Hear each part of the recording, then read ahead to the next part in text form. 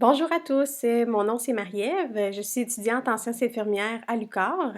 Dans mon baccalauréat là, à l'UQAR, je dois effectuer un projet d'intégration qui sert un peu dans le fond de projet d'enseignement auprès d'une clientèle.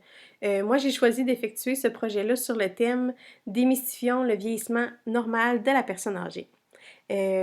Cet atelier-là va être fait en 3 capsules différentes et celle-ci se trouve à être la première des 3 capsules. Alors, on va débuter avec une brève présentation. Alors, comme je disais, mon nom c'est Marie-Ève. Je suis infirmière depuis 4 ans. J'ai travaillé essentiellement en néphrologie et en greffe de rein, mais maintenant je pratique en clinique privée. Je suis étudiante finissante là, au baccalauréat en sciences infirmières à l'UQAR et c'est pourquoi je vous présente un atelier aujourd'hui dans le cadre de ce cours-ci. Pourquoi ce sujet m'intéresse? En fait, j'ai travaillé beaucoup là, quand je faisais mes études au cégep, en tant que préposée aux bénéficiaires. J'ai travaillé en CHSLD et en RPA. J'ai beaucoup apprécié travailler avec cette clientèle-là, mais c'est aussi le fait que, la population là, qui se fait de plus en plus vieillissante au Québec fait en sorte que, la clientèle âgée dans les hôpitaux se fait de plus en plus nombreuse également. Fait que c'est pour ça que je trouvais vraiment pertinent d'intervenir auprès d'eux au sujet du vieillissement.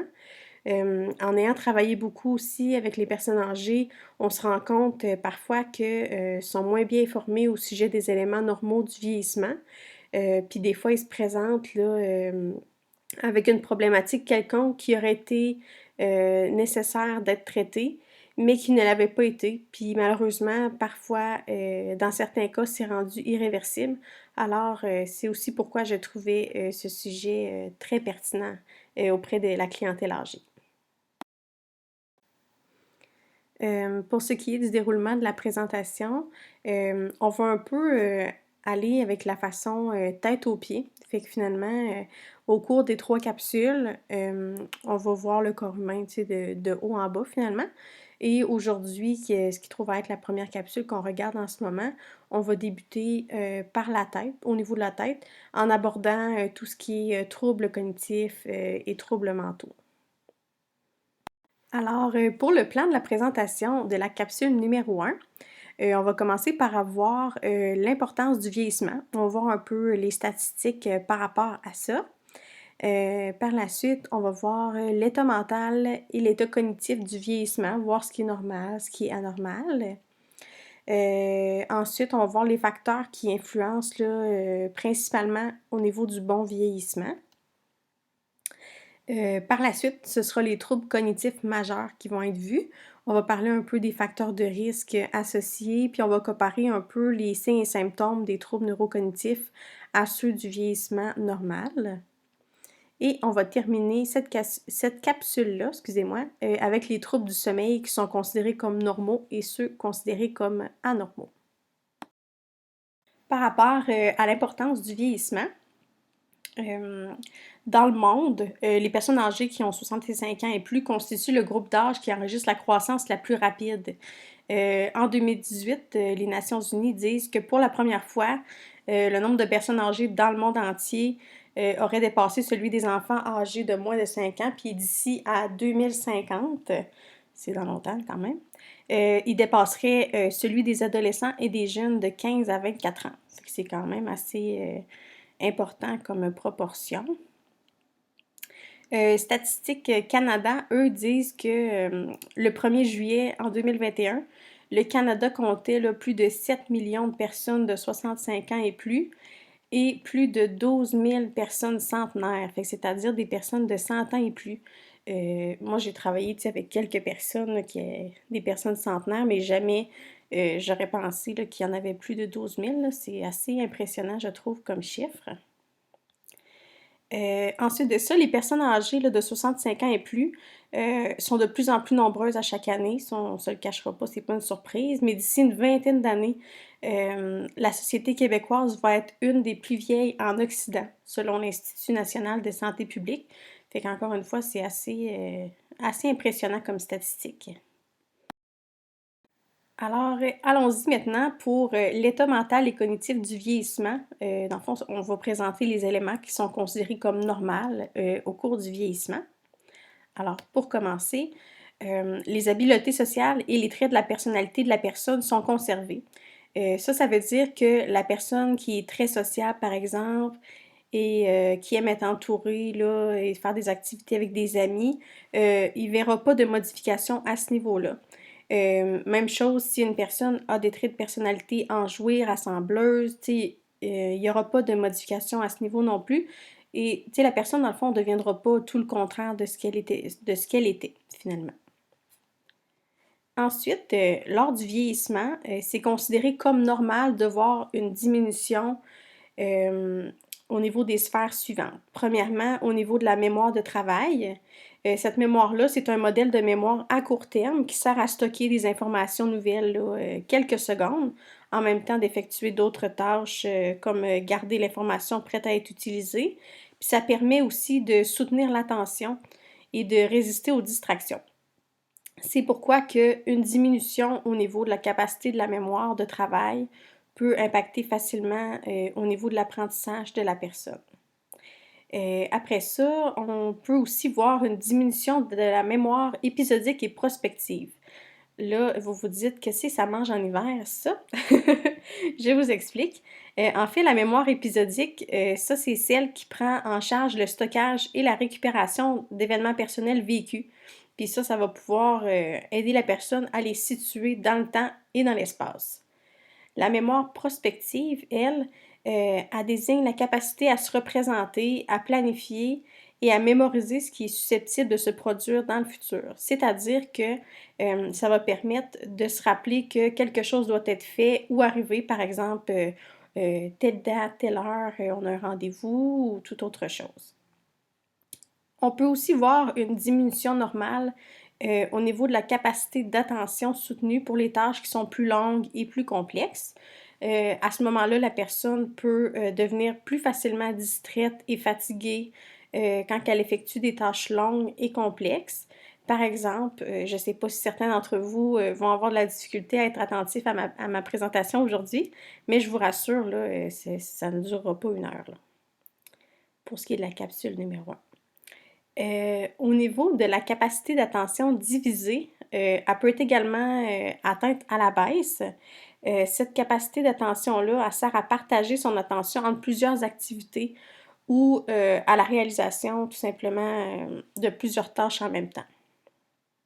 Et ensuite, la capacité de concentration aussi peut être plus difficile, surtout quand les gens font de la lecture, des tâches intellectuelles, etc. En troisième, il peut y avoir une difficulté à sélectionner les informations pertinentes dans un texte qui est plus long, plus dense. C'est sûr qu'à ce niveau-là, ça ne cause pas nécessairement de problématiques aux gens non plus. Il peut y avoir une difficulté à résoudre aussi un nouveau problème complexe, mais sans réellement causer d'effet sur le quotidien de la personne. Par problème complexe, là, on parle ici d'un problème qui a des informations incomplètes ou imprécises, puis ça oblige la personne à prendre en compte plusieurs aspects à la fois. Ça peut être un problème qui a des aspects au niveau psychologique, économique, politique, tout ça à la fois. Ça peut être vraiment varié. Une tâche complexe, excusez-moi, pourrait même être de conduire une voiture, en fait, parce que ça nécessite d'avoir des connaissances au niveau du code de la route, avoir des connaissances aussi sur le fonctionnement du véhicule, tout en ayant des capacités dans le maniement du véhicule. Donc ça, c'est tous des éléments qui peuvent être changés au cours du vieillissement, puis c'est tous des éléments qui sont considérés comme normaux avec le vieillissement. Alors maintenant, pour ce qui est de l'état mental qui est considéré comme anormal lors du vieillissement, premièrement, on a l'humeur dépressive avec impact sur le fonctionnement quotidien. Ça peut être par exemple là, la perte du désir de sortir voir des amis ou la famille, la perte de motivation à entretenir sa personne ou sa maison, etc. Par la suite, on a des signes d'anxiété avec impact sur le fonctionnement quotidien. Ça peut être de l'anxiété au sujet de divers éléments, tels que la peur de tomber, qui fait en sorte que la personne ne veut plus sortir de sa maison ou même de son lit en raison de cette peur-là. Puis, tant pour l'humeur dépressive que pour les signes d'anxiété, là, le terme là, impact sur le fonctionnement quotidien est vraiment important parce que, tu sais, ça peut être normal de ressentir de l'anxiété dans la vie ou de se sentir avec une humeur plus maussade, tu sais, de quelquefois de façon temporaire, mais cela ne doit pas impacter le fonctionnement quotidien de la personne. Ça, c'est très important. Il peut y avoir aussi des troubles du sommeil qui causent un impact au niveau fonctionnel pour la personne. Par exemple, faire de l'insomnie toutes les nuits, ce qui cause, dans le fond, une grande fatigue quotidienne, ou au contraire, passer la journée à dormir, ce qui peut causer là, un impact sur la vie de la personne. Tu sais, la personne devient plus sédentaire, s'alimente moins bien, etc. Il faut penser tout à ça. Ensuite, les idées suicidaires. Ça peut survenir à tout moment dans la vie, là, c'est pas spécifique au vieillissement, mais elles sont tout de même anormales, ça c'est certain. Parfois, il y a des pertes ou des deuils qui peuvent mener à ce phénomène, mais évidemment, ça nécessite d'être traité ou d'être suivi. Ensuite, les signes cliniques du délirium.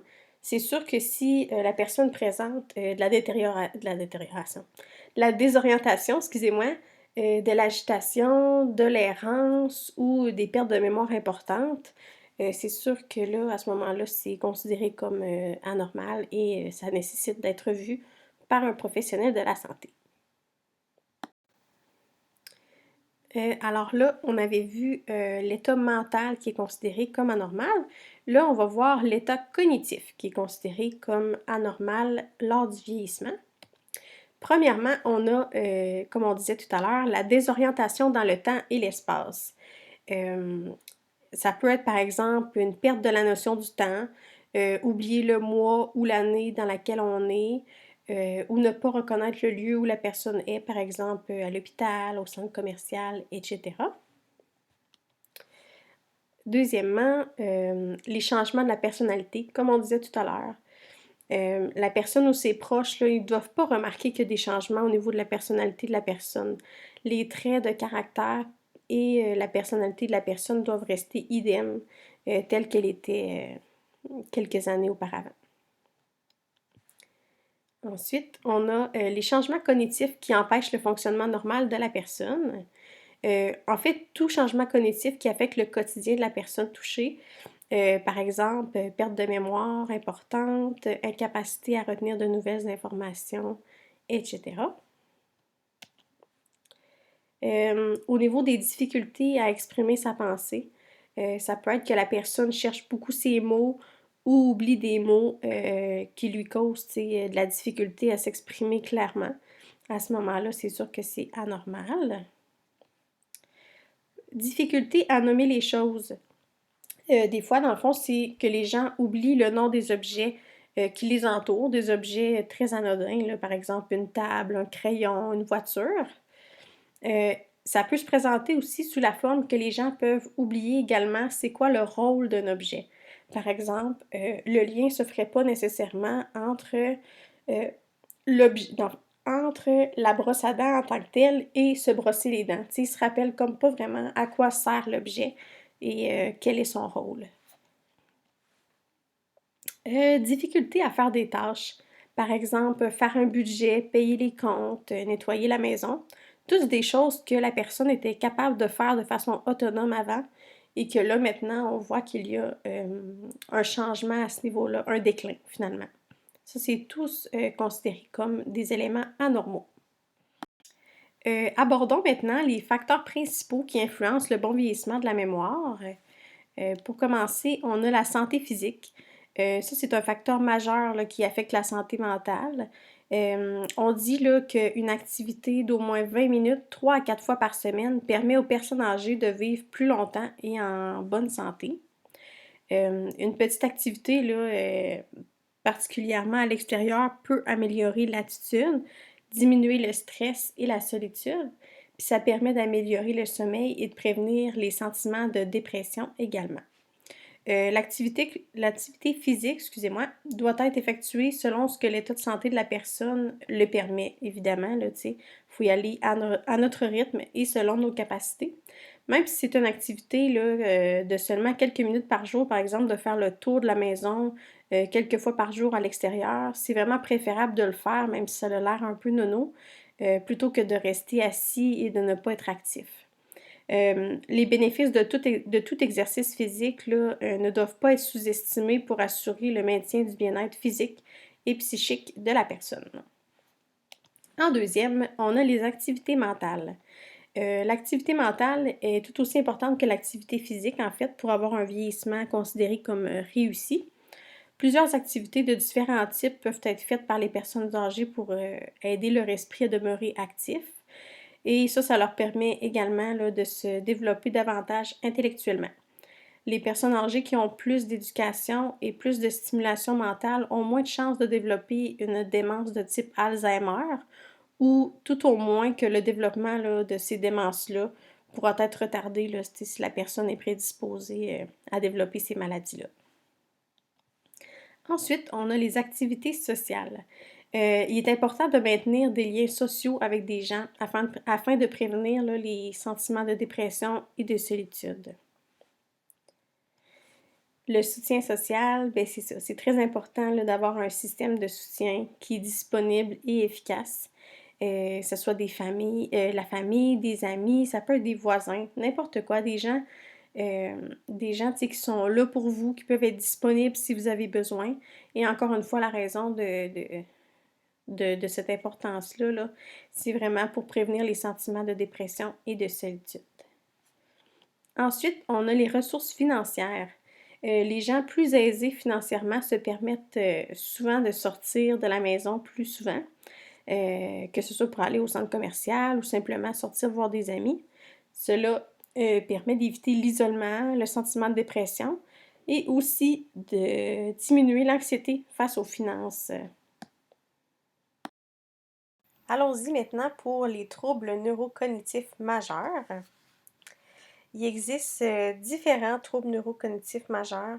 Ça peut être la démence de type Alzheimer, la démence accordée-Lewy, démence vasculaire ou même le Parkinson, mais il en existe aussi là, quand même plusieurs autres qui peuvent parfois être moins fréquents, mais sachez tout de même là, qu'il peut en avoir plus que ceux énumérés.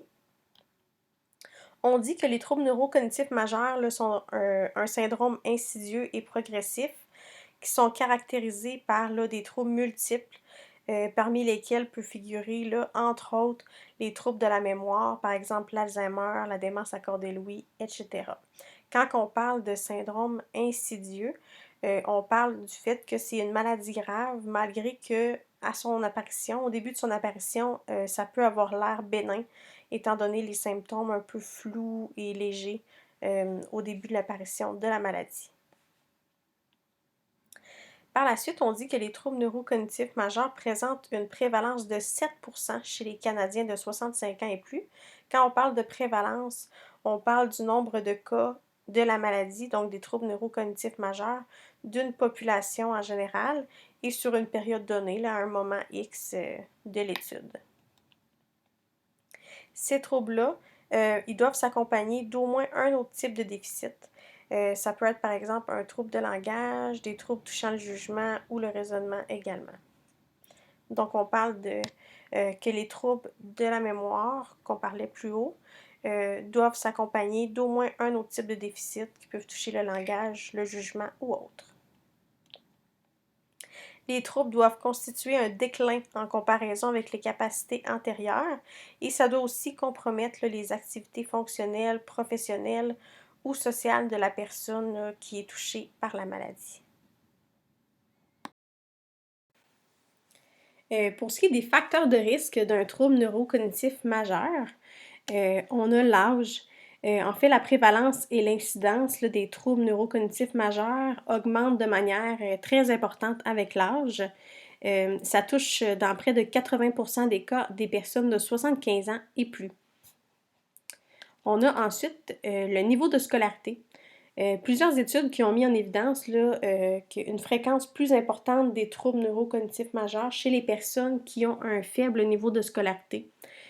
Tout ça, là, ça s'expliquerait par le niveau d'instruction élevé qui contribue en fait à augmenter les réserves de neurones et ça favoriserait la multiplication des influx nerveux au niveau du cerveau. Et tout ça aurait pour effet là, de masquer les effets qu'un trouble neurocognitif majeur peut avoir. Nous avons ensuite la perte d'audition. On dit qu'une perte d'audition après 50 ans, même si elle est légère, là, ça accélère le déclin cognitif et ça augmente le risque de développer un trouble neurocognitif majeur si on regarde sur le long terme.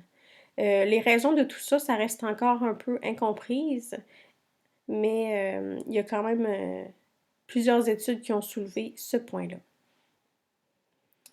En quatrième, nous avons les facteurs génétiques. La contribution des facteurs génétiques au développement de la maladie d'Alzheimer est assez significatif. Jusqu'à maintenant, il y a 40 gènes de prédisposition qui ont été identifiés. La présence de ces gènes-là augmente le risque de développer ces maladies-là, mais ça ne cause pas la maladie en tant que telle. Au niveau des habitudes de vie, le manque d'activité physique aurait un lien avec l'apparition d'un trouble neurocognitif majeur de type Alzheimer précisément.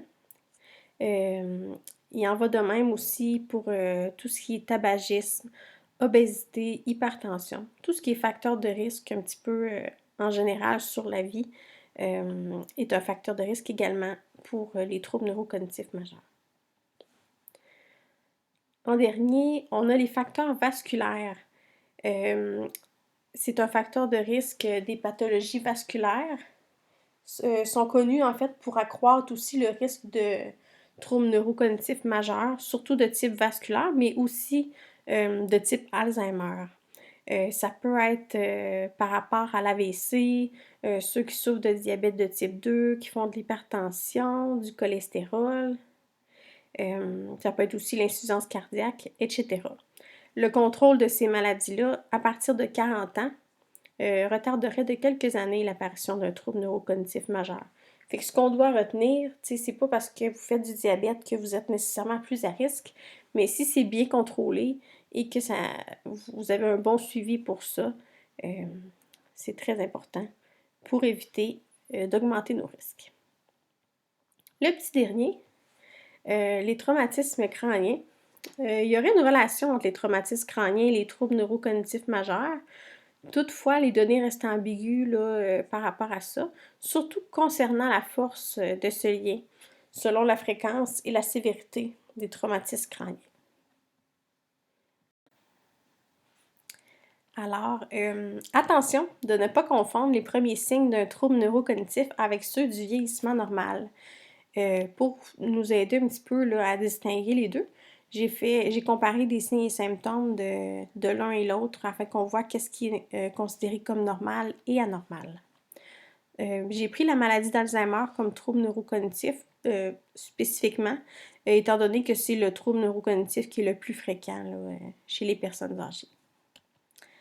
Alors, au niveau de l'Alzheimer, on dit que la personne doit avoir une difficulté à apprendre une nouvelle information ou à se rappeler d'une information qui est déjà apprise. Tandis que ce qui est considéré comme normal au niveau du vieillissement, tout ce qui est par rapport à la mémoire long terme, il n'y a pas énormément d'impact à ce niveau-là pour la mémoire à long terme. La personne âgée peut continuer à accroître ses connaissances en vieillissant sans problème. La capacité y est encore. Il n'y a aucun effet sur la capacité de garder en mémoire les habiletés motrices, les actions, puis les procédures qui sont déjà acquises au cours de sa vie. Il y a par contre une diminution de la précision des informations. C'est par exemple, ça peut être normal que la personne ait plus de difficultés de se rappeler une date d'un événement ou d'associer un fait à un contexte, mais on s'entend, c'est rien de problématique. Il peut y avoir également une diminution de la capacité. Il y a des oublis un petit peu plus fréquents, mais ce qui est important à retenir, c'est qu'il n'y a pas d'impact au niveau fonctionnel. Donc, c'est vraiment des petits oublis anodins.